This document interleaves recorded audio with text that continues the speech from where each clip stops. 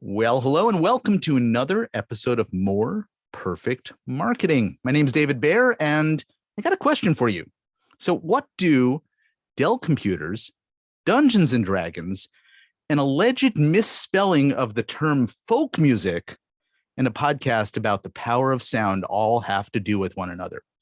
Well, the answer lies in today's guest, and that's Jodi Krangle. Jodi, welcome. Thank you so much for having me. That was an awesome intro. I told you I was going to make an intro, but I wasn't about to read the bio that you sent over because I thought that these things were far more interesting. Not to say that your bio isn't, Sure. but maybe we should sort of unpack some of what I brought up here Okay. by way of an intro. Why don't you give us a quick sort of rundown on who you are and what you do, and maybe we can figure out how to tie some of those things I mentioned in. My goodness. Well, I'll do the best I can. I'm a voice actor, so I have been doing that for full time about 15 years. And before that, I was a singer, and I've been a singer all my life. And I did SEO and internet marketing back in the early days of the internet. And I've been a gamer all my life as well. So I play D&D, which is, where that came from. So I'm kind of a media geek and a gamer. And I also have been doing the singing thing in science fiction fantasy conventions. So the whole filk thing, F-I-L-K, not F-O-L-K, F-O-L-K, it was a typo in a linograph or whatever, the really early transfers, I Okay. guess. Right. So these were, I think it was music that was starting to happen around the 70s in like science fiction fantasy conventions. And people they'd attend these conventions and then they'd want to make music late into the night. And so they'd just take a room or get a corner of the hallway and they'd have their guitars and whatever instruments they had. And they'd just sit around in a circle, kind of like a campfire. Yeah. Right. And they'd sing songs or perform songs or play songs, instrumental, whatever, but all inspired by or written about science fiction fantasy themes that had to do with the convention they were at, right? So filk sort of became synonymous with science fiction fantasy music of any genre, really, but it's something that happens at these science fiction fantasy conventions, and now they have those in their own convention. So there are filk conventions that are out there all over the world, actually. But the ones that I'm familiar with are in Canada, the US, and Europe. And myself and my music partners in a band called Urban Tapestry, we headlined various venues in Canada, the US, Germany, and the UK, and did some traveling that way. So it was fun. It's a really small genre of Yeah. music. Like there's probably 5,000 people in the world who know what that is without me explaining. Well, I just became aware of it about a half hour before we hit record, and I'm Okay. fascinated by it. We are going to get to the marketing discussion, but I will simply say my daughter, who is addicted to what is it called, Critical Role on YouTube. Yes. Uh-huh. Yep. Will be fascinated to learn about this new discovery of mine today. So Sure. I'm excited to share that with her. But let's get back to the very first thing that I mentioned, Dell computers. Hmm. And this is one of the many clients that you've worked Yep. with, doing voice work. Yep. And I wonder if you can sort of help us set the scene, because I know the world a little bit in terms of what voiceover artists do, but Hmm. it's a much broader world than simply the voices on commercials. So Yeah. you want to give us a little insight? Oh my goodness. There are so many different genres that are involved in this. Basically, if you don't see the person speaking on your screen or coming out of your radio or coming out of your computer, that's voiceover. So there's animation in video games and audiobooks, of course. Those are the really glamorous things that people get famous for, which, all power to them. I became a voice actor because I did not want to be in front of the screen. So I focused a lot of my work on helping other people make money, basically. So the whole Dell computer thing, that actually was a web video for an anthem. We call them sort of like company anthems. And what that is it's a kind of video that happens on a company website, and I've done a lot of them, where you are the person talking about this company and telling people who they are and explaining how they're proud of what they do. And this is why, and this is what they are hoping to accomplish with their whole creation. So those are anthem videos, and I love those things. They're just so much fun to do because every company is different. So I do a lot of those, which is more of a narration web explainer kind of Mhm. genre. And I do commercials, definitely. There's a lot of those as well. They're all over the place. And it could be something as simple from, a local radio commercial talking about some auto dealer to a national spot having to do with like lumber liquidators. I've done stuff for them, and there's uh, oh my goodness, Steinmart before it went out of. I think they went out of business, Yeah. unfortunately, but they were like one of my favorite stores ever. And So unfortunately, yeah, so you mentioned a couple of these, the lumber liquidators Mhm. video that's on your website, where there's Yeah, the dog with the constantly changing floor, and then yeah, your voice just comes in at the end of that video. totally, yeah. And this anthem one for Dell that you mentioned is also on the site, and we'll make sure Mhm. people have a link to the site because you have to go over and see these and hear your full range of what you do on your site as well.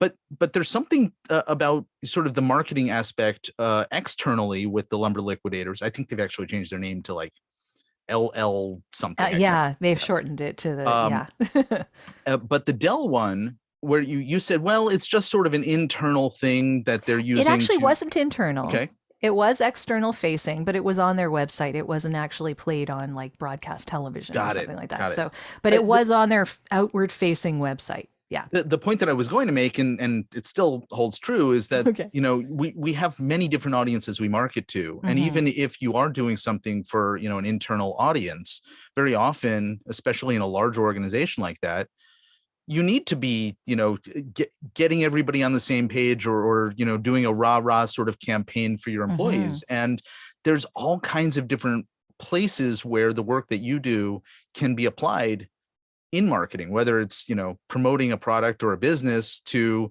just promoting an idea internally among people Oh, who are definitely. part of the organization. So Yeah. and Hmm. and then there's this last piece, which we will get to, I hope, at some point, which is you run your own business doing this, and you Oh, have to yeah. market yourself too. So You totally do. Yeah. there's that piece as Mhm. well.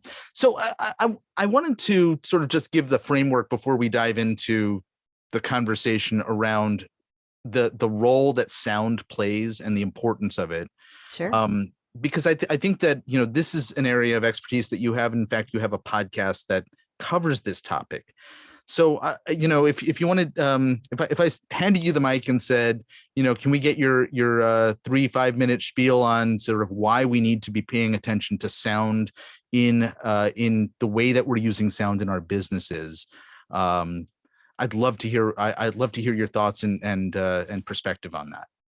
Well, it's a big question. And I think that unfortunately, especially now, we're kind of inundated with so many other things in our life. We're multitasking, we're on screen a lot, especially during the pandemic. A lot of people were on Zooms like every day for hours.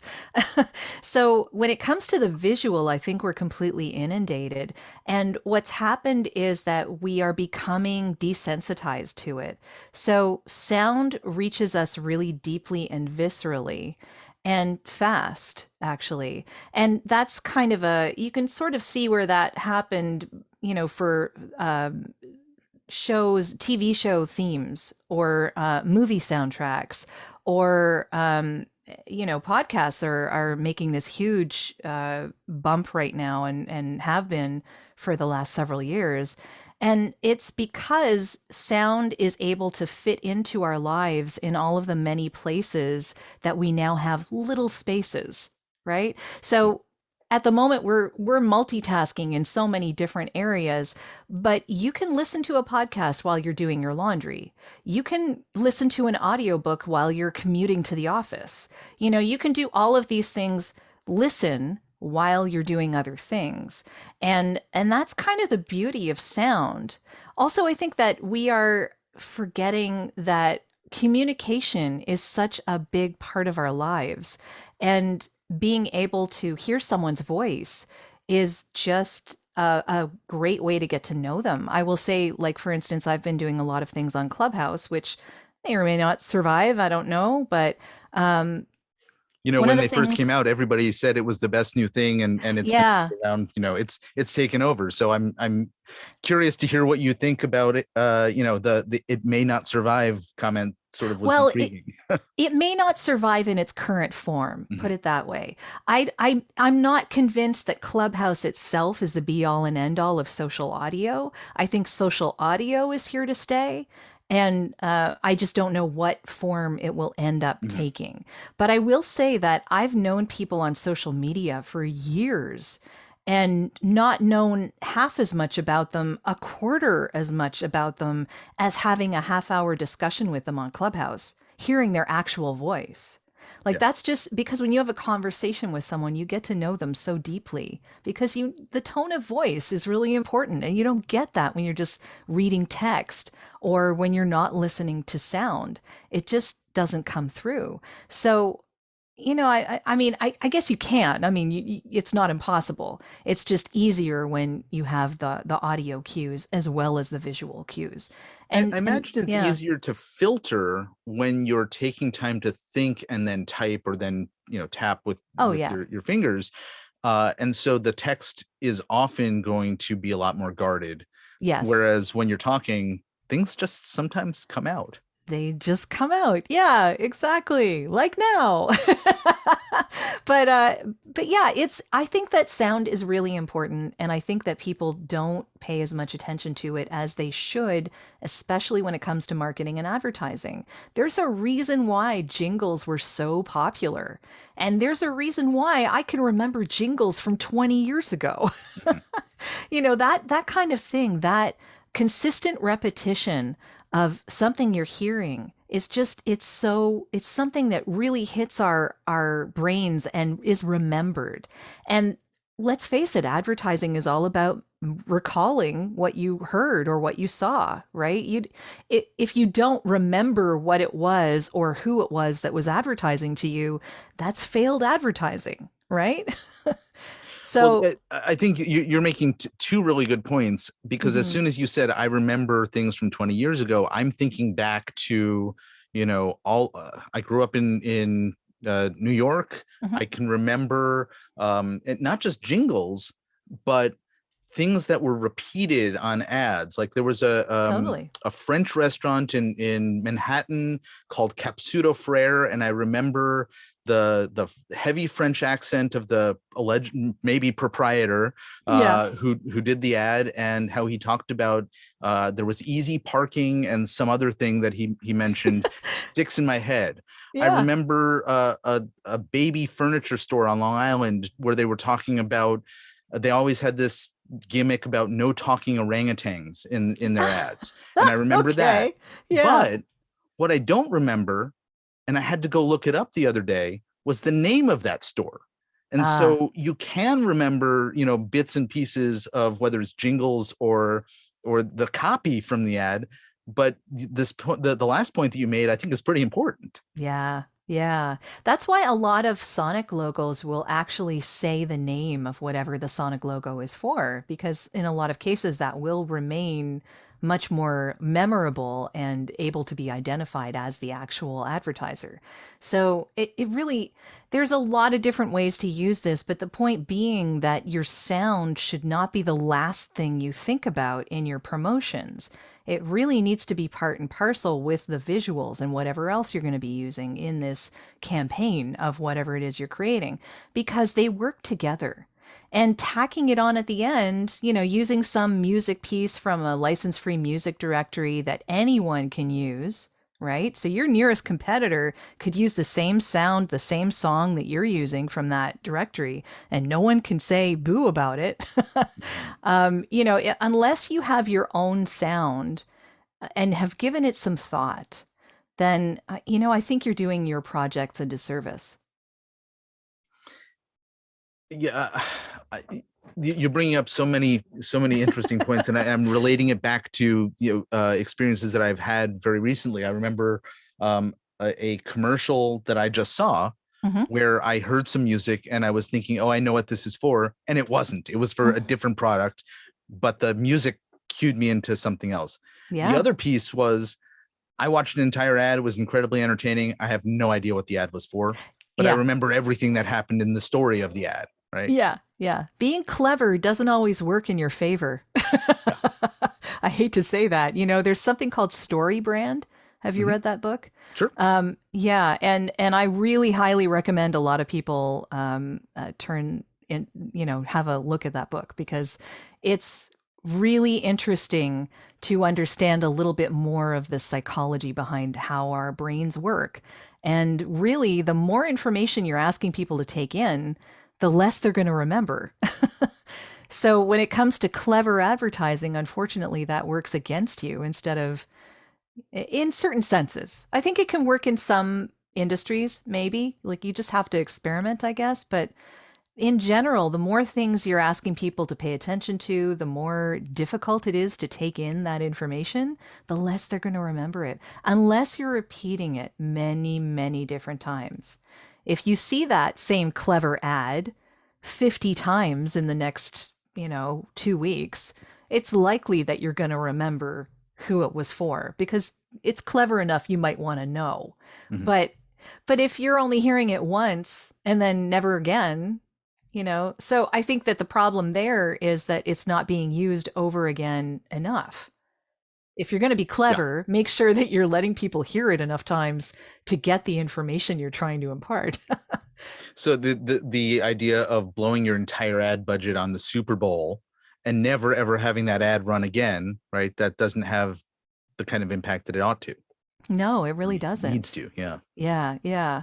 I mean, unless you're going to repeat, I mean, because you can make that for the Super Bowl, but are you prevented from using that for your campaign after that? I don't know. I don't think you Yeah, are. the answer is no, but many do. And this is a pet peeve of mine, but I'm in the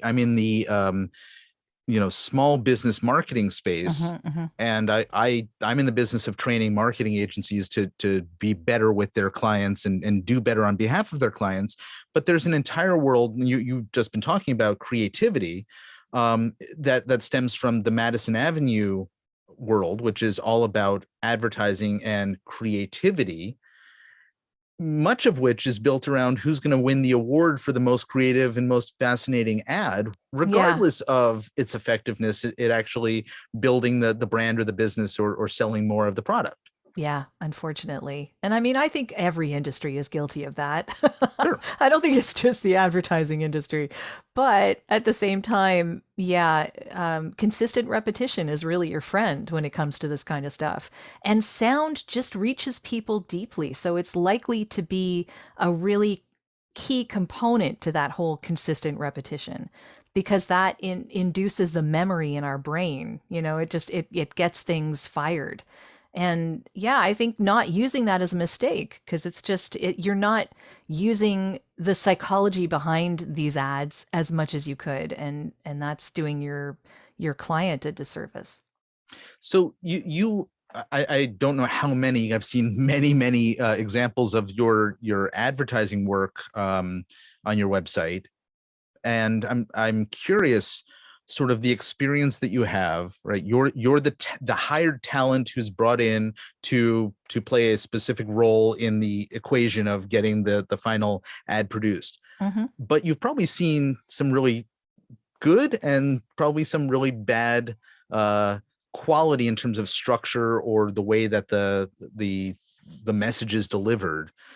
What's the range of experiences that you've had there? And obviously, I'm not going to ask you to talk about any particular Yeah, campaign I or client appreciate here, that. but Yeah. in There's a general, yeah. lot. There's a lot of a range. There's definitely a range. But I would say what ends up happening is that it kind of goes from local to national to international. Like when you're talking about voice acting, generally it's licensing, very much like music licensing. So I'm not actually a work for hire. I Hmm. am licensing my voice when it comes to broadcast, when it comes to actually like paid advertising. My voice is on loan for certain periods of time in certain venues and certain media.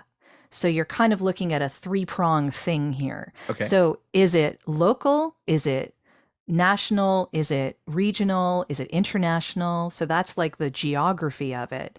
And then is it in TV? Is it in radio? Is it online? Is it streaming media? There's a whole bunch of new things now, right? So all of those I consider broadcast because these days you're almost getting more ear holes listening Hmm.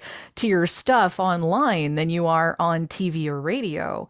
So and in podcasts like Stitcher and all of these other like Sirius XM and iHeartMedia and all of that stuff, like all of these are everywhere. Yeah. So that is another factor, and then you have the length of use. So the how long is it going to be used for? So 3 months is generally the shortest, but it can be less than that, and you can work it out. And then 6 months and a year, and maybe 2 years, maybe 3 years. If someone's asking you for in perpetuity, the problem with that from a voice actor's perspective is that if I give a local mom and pop shop that is like a pizza place or something like that, the right to use my ad forever. Then if a major pizza chain like Pizza Hut or something comes to me down the road and says we want to use you for this campaign, do you have any conflicts? Hmm. I would have to say yes, I have a conflict. I did this tiny little job for this little local pizzeria and now I can't work for Pizza Hut, right? Mm. So you don't want that to Yeah. happen as a voice actor. That can really limit your income, basically. I mean, it just limits your ability to make a living. So So is the work that you do governed by uh union stuff like ACTRA or AFTRA? I'm not sure which one you because you're physically in Canada, but a lot yeah, of the clients that you've been talking about are US. So they are. or is it all independent stuff, or how does that work? There's a mix. There's a Okay. mix. People can be in the union, and that would be SAG-AFTRA in the U.S. Hmm. and ACTRA in Canada. I know that there's another union for people in the UK.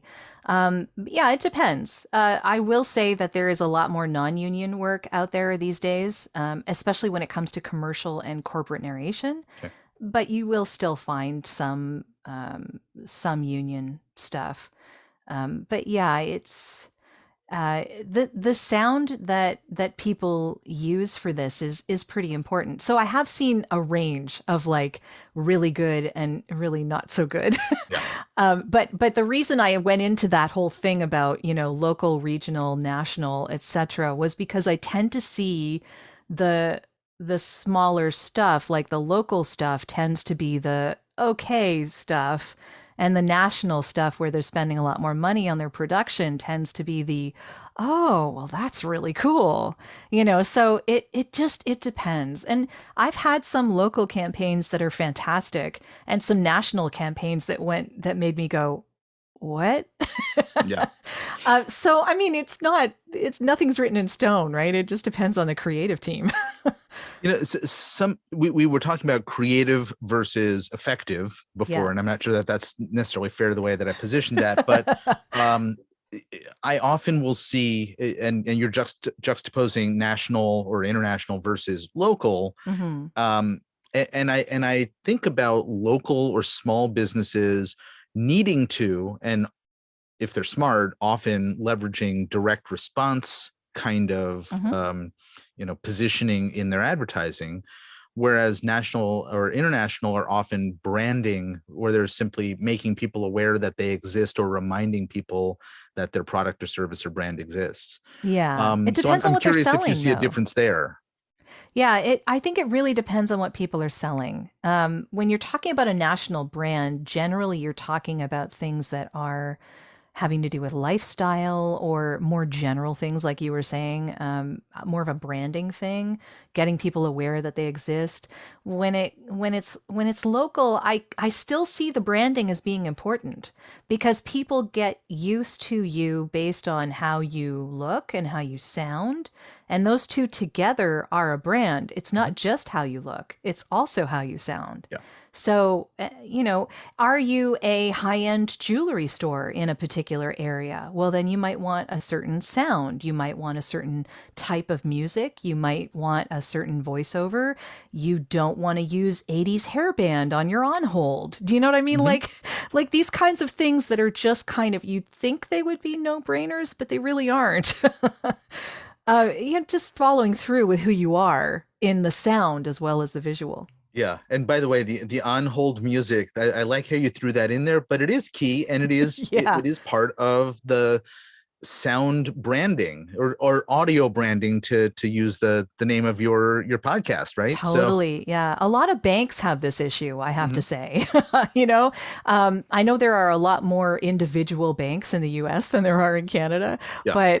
but individual banks, like they have to have their own thing. And your on-hold music is generally the place where people are going to try to not be frustrated and are frustrated when they get there. So so you might want to be conscious of the type of music that you're putting on there, not having it too loud or not having it in a genre that you don't feel fits the bank image at all. Mhm. And I mean, every bank is different. Obviously, they all have their own thing, and that's great. But yeah, follow through with your visuals, with your sound. And people don't pay attention to the on hold nearly as much as they should because, again, that's a place where people go usually when they're frustrated and they want a question answered or something like that. And you don't want to make the experience worse. That's not right. One of my favorite words, and some people accuse me of using it too often or overusing it, I guess would be another way of saying this, is context. And Yes, this is what you're talking about is definitely. how do you encounter the sound? In what state is the person at the moment that they're encountering this? And so you've brought up sort of the customer service call Yeah. situation where the state is probably not a happy state. Sure. You Your you've telecommunications, your Mhm. insurance agencies, like Yeah. these, maybe even a law firm, like people call a law firm when they're kind of upset, usually. So these are things to pay attention to. Are there so there's obviously the public stuff that we talked about in terms of advertising where you have no idea what state of mind that person might be in, but hopefully Hmm. you're speaking to people at the right moment uh in one of the many times that they hear the message. Yeah. Are there any other areas that we might encounter sound that we have to be aware of as business owners?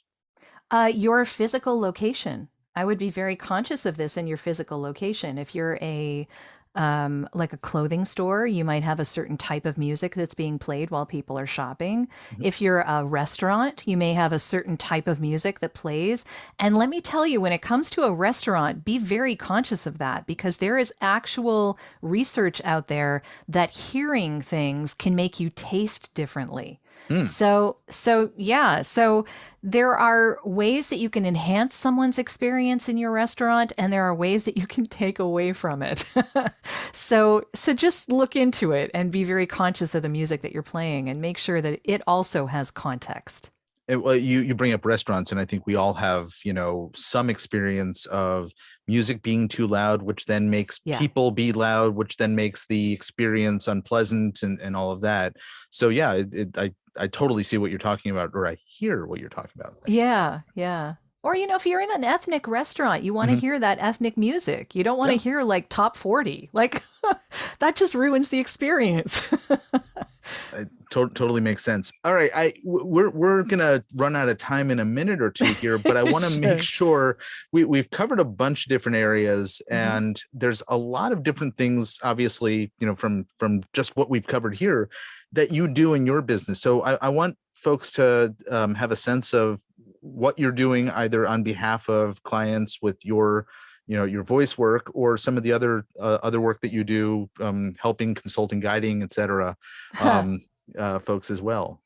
Well, I'm not a consultant. Hmm. I will say that right now. I don't actually consult on audio branding. I know a lot of people who do audio branding. So if anyone is interested in that, I can point them in the right direction. Definitely. I've interviewed a lot of people like that on my podcast, Great. and a lot of people in creative industries like advertising industries and that kind of thing. So, if you need that kind of guidance, I can help there. But what I love to do and what I do is my voice work. So I really love doing commercials and corporate narration, and I do a lot of hospitality and tourism. So I love the whole, showing people showing off the beautiful pictures of a particular location that they might want to visit, or the wonderful luxury of a particular hotel or that kind of thing. But I do a lot of finance, and I do a lot of insurance and mortgages and tech. And I do an awful lot of healthcare. Yeah. Yeah. So, And I love it all. and I went over to the site, which, by the way, we should mention, and we'll have a link in there, but it's voiceoversandvocals.com. Mm-hmm. And right there on the front page of the site, you have a lot of examples of your work. And Yeah. I spent, a little while listening through several of these clips in different areas, including the 6-second ads, which I think Yeah. are fascinating.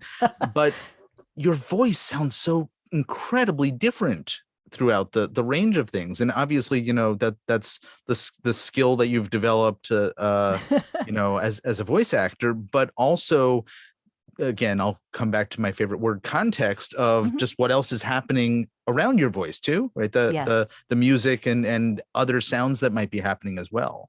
Definitely, yeah. And I mean, every particular project processes the voice and the sound in a different way. So it all depends. And again, it depends on whether it's going to be in a radio commercial where you are more upfront because the only thing you're doing is hearing. So you want more of a story told as opposed to shown.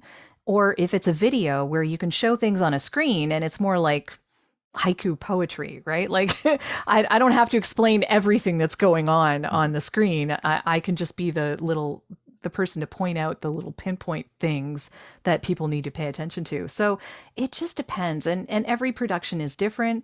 And every engineer has a different way of processing the sound. And it all ends up turning out the way that the client wants because they're happy and they're promoting the piece and hopefully gaining more clients from it. And yeah, I'm a part of their audio brand, which is why I started my podcast in the first place, because I wanted to understand what I was contributing to, first of all. But I also wanted my clients and the people who hire me to know that I care about their production as much as they do. My voice is lending itself to the umbrella of their audio brand, and I'm conscious that it's a privilege.